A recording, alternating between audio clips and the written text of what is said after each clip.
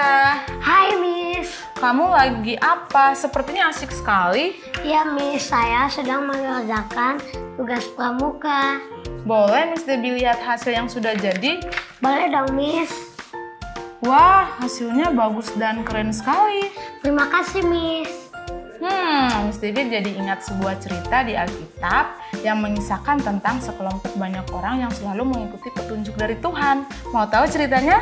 Mau dong Miss. Ayo sama-sama kita saksikan di Mesbah Cilik.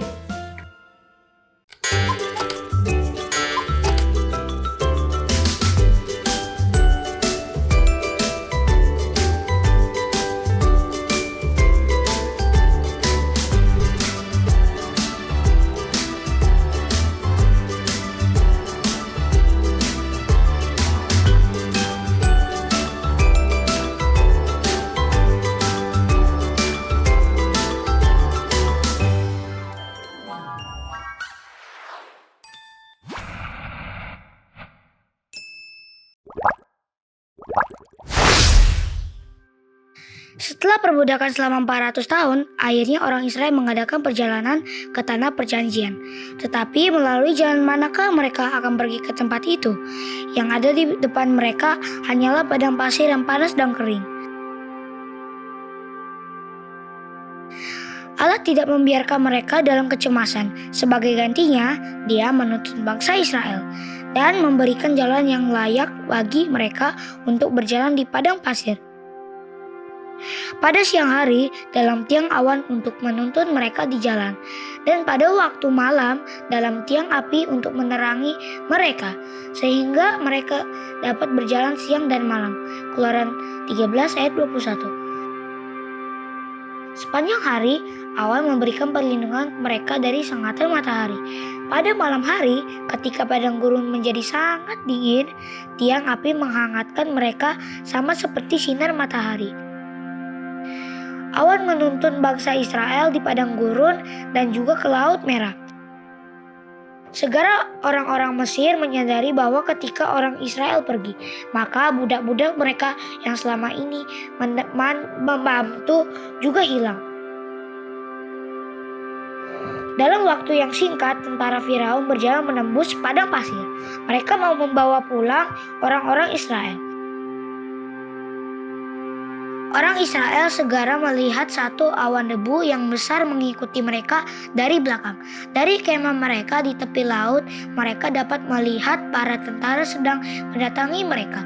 Apakah yang mereka harus lakukan? Di satu sisi, gunung menghalangi jalan mereka. Laut Merah yang ada di depan mereka membuat mereka tidak dapat meneruskan perjalanan.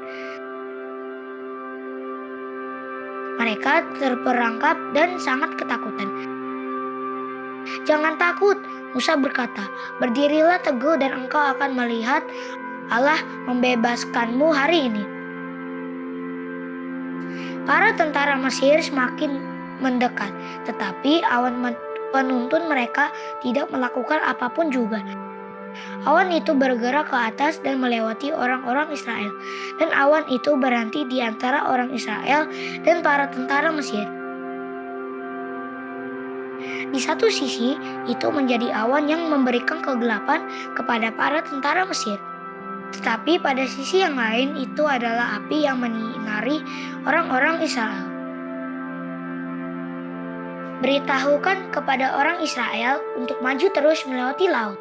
Allah berkata kepada Musa, "Meskipun di depan mereka tidak ada jalan, hanya ada laut yang sangat dalam, orang-orang Israel menurut.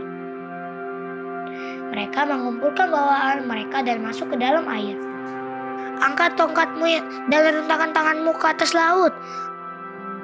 Allah memerintahkan Musa. Musa menurutinya. Dan satu angin yang sangat kencang mulai membelah laut dan membuat jalan yang kering di tengah-tengah laut. Sepanjang malam itu, tiang api memberikan penerangan.